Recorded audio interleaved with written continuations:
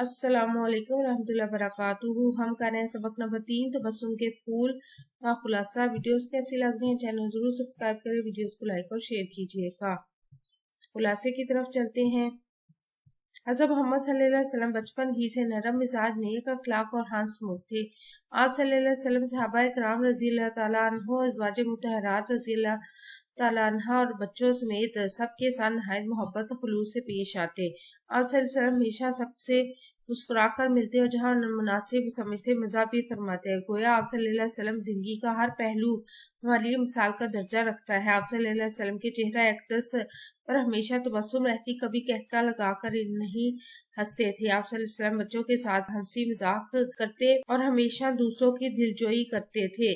आप सल्लल्लाहु अलैहि वसल्लम की जिंदगी ऐसे कई वाक़यात से भरी पड़ी है कि जिनसे कल्ब और रूह महक उठती है। हमें भी आप सल्लल्लाहु अलैहि वसल्लम के इस जमालियाती पहलू की पैरवी करनी चाहिए, क्योंकि इससे दूसरों के दिलों को फतह किया जा सकता है। वीडियोस कैसी लग रही है चैनल जरूर सब्सक्राइब करें, वीडियोस को लाइक और शेयर कीजिए, कमेंट करके बताएं मज़ीद कौन सी वीडियोस देखना चाहते हैं। अपना और अपने प्यारों को रखिए ढेर सारा ख्याल। अल्लाह हाफिज।